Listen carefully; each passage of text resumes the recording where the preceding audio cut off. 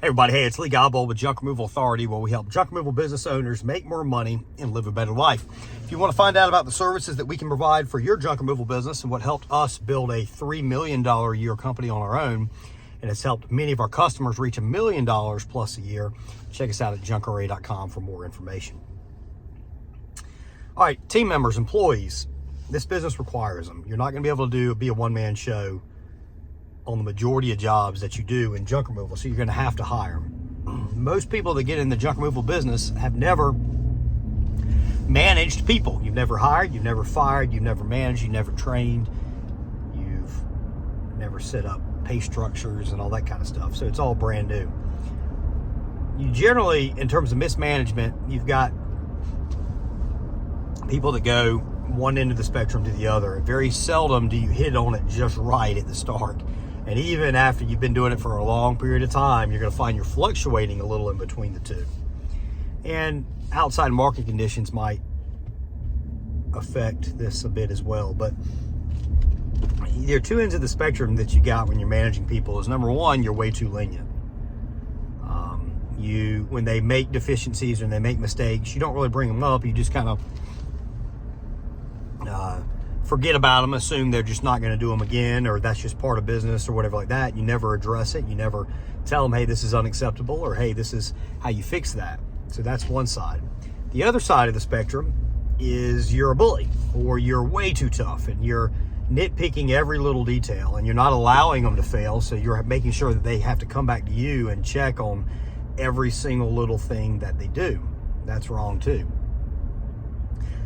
The middle part is where you need to be. So, excuse me, when you're first getting started with business and you're first hiring people, you've got to have a great training program in place for them. You need to show them how they can successfully do their job. You need to train them on the process. Don't let them just figure it out. Tell them this is exactly how you do this step, this step, this step, and then have checklists to go along to make sure they're actually doing it. And once those checklists are submitted, that's going to tell you who completed a particular task. And if you see an issue, if you see something that's being done wrong or incorrectly, that you go over to them and say, hey, I saw this, you made this mistake. Hey, no big deal this time around, but moving forward, we need to do it this particular way. And let's say they do it again. Well, the next thing is, hey, we talked about this before. I need you to do it this particular way. And then at that point, you probably send them an email too, saying, hey, just to make sure we're all on the same page, this particular item was done incorrectly. This is the way you need to do it moving forward.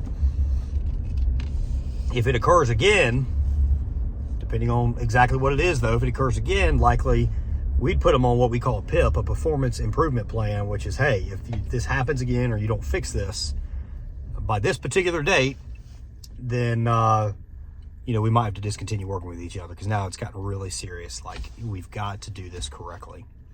And it could be any number of things, from customer communication to the way they treat your truck, the way they drive your truck, pre-morning checklist, end-of-day checklist, how they load the truck. Are they using the proper tools for the job? If you see them doing, if they're not putting goggles on when they're using the Sawzall or any of that kind of stuff, that needs to be documented, needs to be brought up. You've got to be fair to everybody.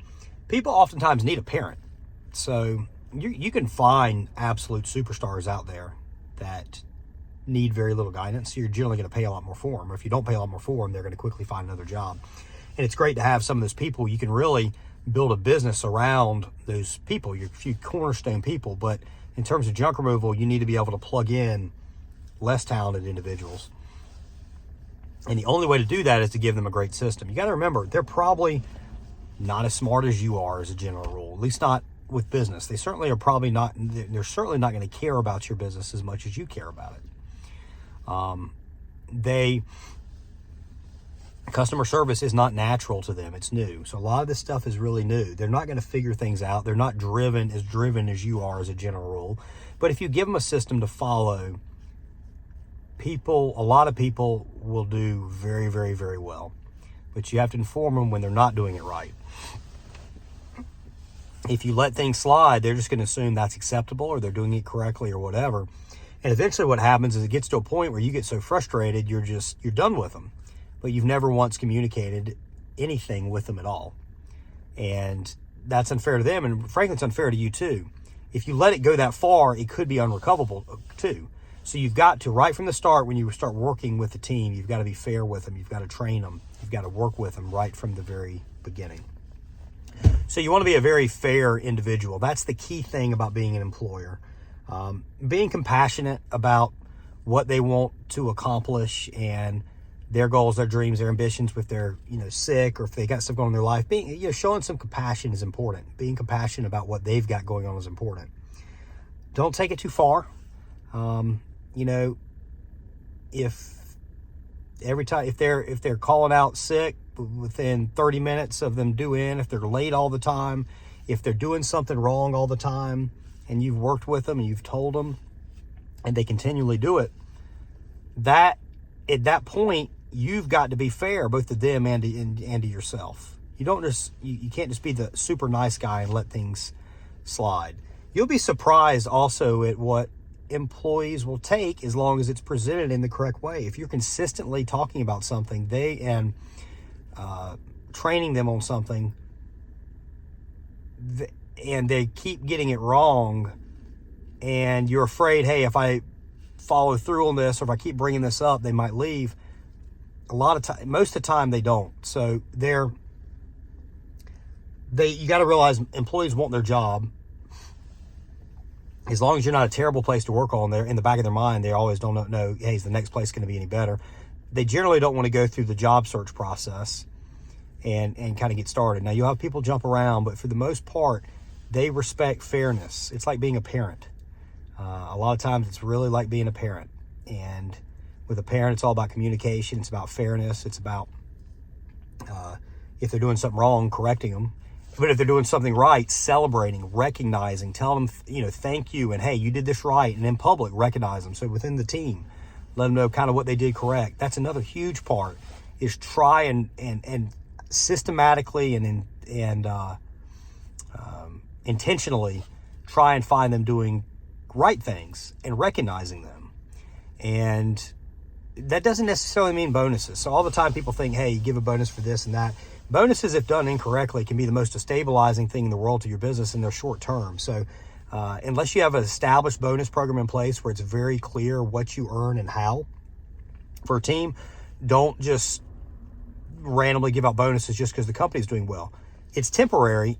It's not resulting in them to change any action at all. The reason you should give a bonus is you want to change an action. You want them to do even better. I've oftentimes found just setting your standards higher can accomplish just as much as any type of bonus program, unless you've got some individuals that are really, really, really motivated by money. Some people just aren't motivated to go the extra effort for money. Just kind of keep that in the back of your mind. And if you're randomly giving out bonuses, they might temporarily be appreciative of it, but to them, there's no guarantee it's ever going to happen again. So they're not necessarily just going to pick up their work just because they received a bonus. Then they're going to talk to other people about the bonus they received, and it can create this like crazy negative culture around who's getting paid what. So on your pay structure, that's the other thing. You got to have a pay structure in place that's fair to people. If somebody's brand new, inexperienced on it, their driver record's clean enough, they're going to be able to drive. If you've got two people that are in the same boat, they need to be making the same amount of money. Excuse me, guys.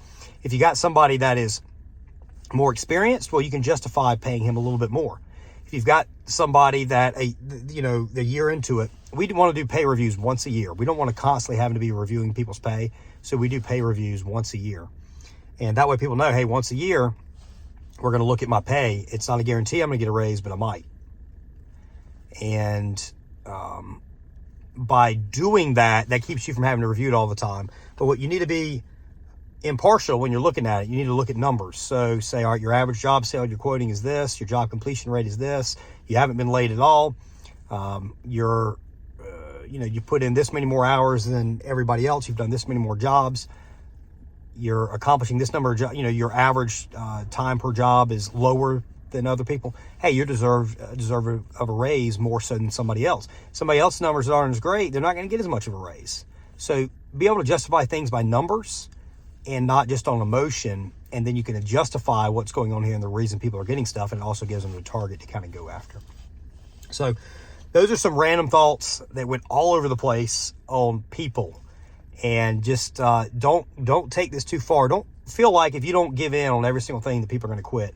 What will happen is they will eventually quit, maybe even sooner had you been fair. They want you to be fair with them. They want you to tell, how can I succeed and how can I do a good job? Otherwise, they're going to keep, they don't know exactly what to expect. At the same time, don't be a super hard ass. If people are doing something right, recognize them for it. Bring it up. Compliment them.